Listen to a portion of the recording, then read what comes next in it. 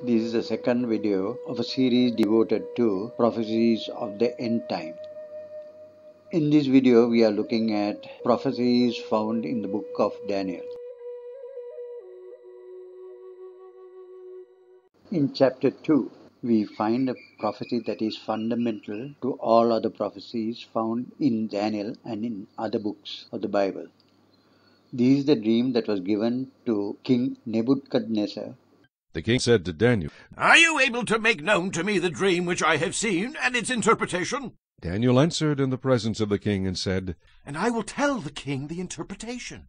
You, O king, were watching, and behold a great image. This image's head was of fine gold, its chest and arms of silver, its belly and thighs of bronze, its legs of iron, its feet partly of iron and partly of clay. You watched while a stone was cut out without hands, which struck the image on its feet of iron and clay, and broke them in pieces. Then the iron, the clay, the bronze, the silver, and the gold were crushed together, and became like chaff from the summer threshing floors. The wind carried them away, so that no trace of them was found, and the stone that struck the image became a great mountain, and filled the whole earth. This is the dream. Now we will tell the interpretation of it before the king. You, O king, you are this head of gold. But after you shall arise another kingdom of silver, inferior to yours, then another, a third kingdom of bronze, which shall rule over all the earth. And the fourth kingdom shall be as strong as iron, inasmuch as iron breaks in pieces and shatters everything. And like iron that crushes, that kingdom will break in pieces and crush all the others. Whereas you saw the feet and toes, partly of potter's clay and partly of iron, the kingdom shall be divided, yet the strength of the iron shall be in it, just as you saw the iron mixed with ceramic clay.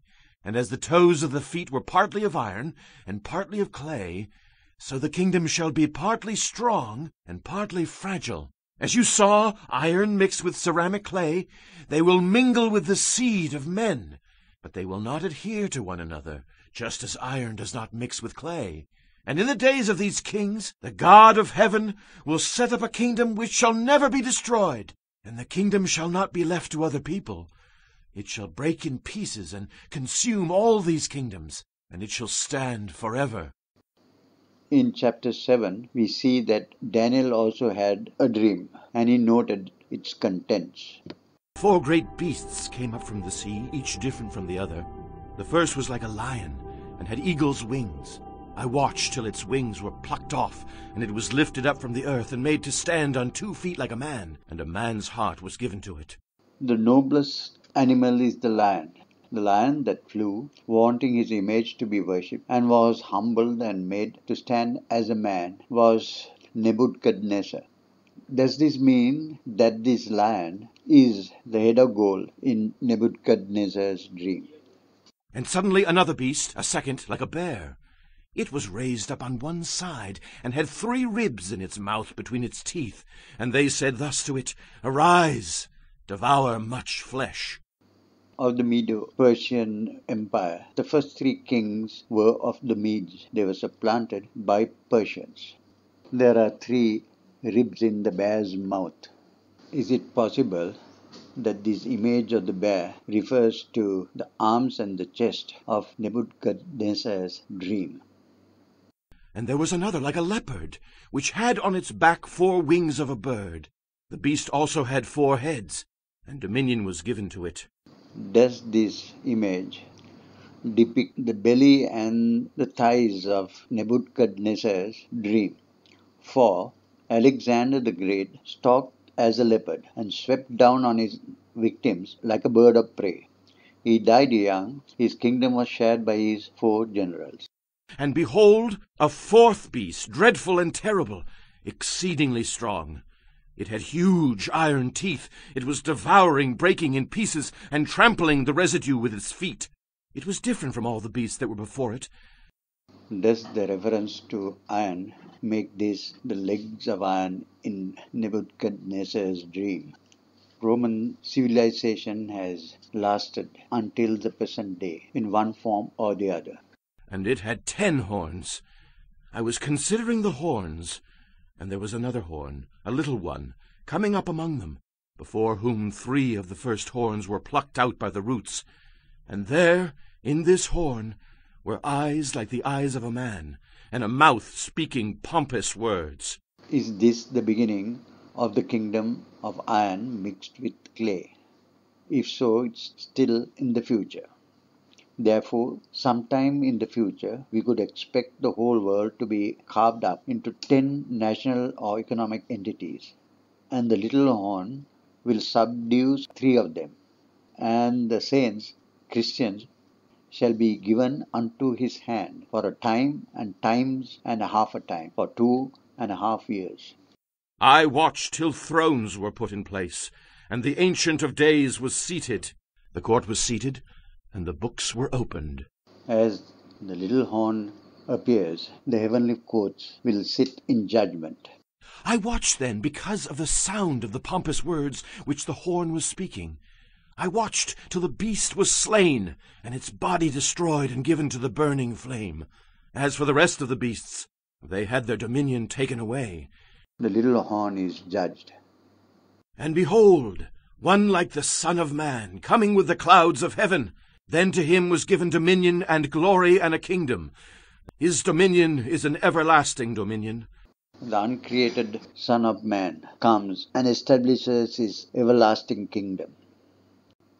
In chapter 8, Daniel saw a vision of a ram, a goat, and a little horn. The angel Gabriel explained the meaning of this vision to Daniel. The ram which you saw, having the 2 horns, they are the kings of Media and Persia. And the male goat is the kingdom of Greece. The large horn that is between its eyes is the first king. As for the broken horn and the 4 that stood up in its place, 4 kingdoms shall arise out of that nation, but not with its power. And in the latter time of their kingdom, when the transgressors have reached their fullness, a king shall arise, having fierce features, who understands sinister schemes. His power shall be mighty, but not by his own power. He shall destroy fearfully, and shall prosper and thrive. He shall destroy the mighty, and also the holy people. Through his cunning he shall cause deceit to prosper under his rule, and he shall exalt himself in his heart. He shall destroy many in their prosperity. He shall even rise against the prince of princes, but he shall be broken without human means. The ram stood for the Medo-Persian Empire, and the goat represents Kingdom of Greece. The little horn that Daniel saw was the sinister king. When the little horn has consolidated his power, he causes the daily sacrifices to stop. This means, of course, that those sacrifices were recommenced at an earlier time. When he rises up against the Son of Man, the uncreated Son of Man, he will be broken, destroyed. And the Son of Man will establish his kingdom, a kingdom that has no end. When we come to chapter 9, we read of the prophecy of the 70 weeks, meaning 70 weeks of years, or 490 years.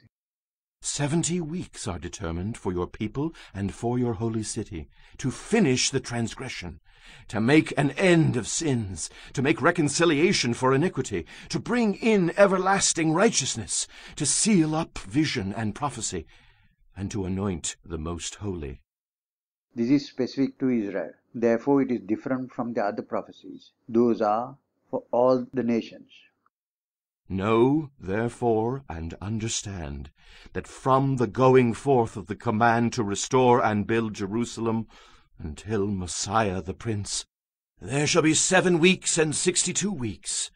The street shall be built again, and the wall, even in troublesome times. And after the 62 weeks, Messiah shall be cut off, but not for himself. The activation of this prophecy started in 445 BC, when the emperor Artaxerxes issued an edict giving permission to rebuild the wall and the streets of Jerusalem. And it continued for 69 weeks or 483 years through the rest of the Persian kingdom and through the entire duration of the Greek Empire and well into the Roman. It was fulfilled when Jesus presented himself as the Messiah and was cut off, crucified in 32 AD by the Romans.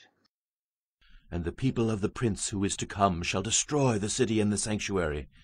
The end of it shall be with a flood, and till the end of the war desolations are determined.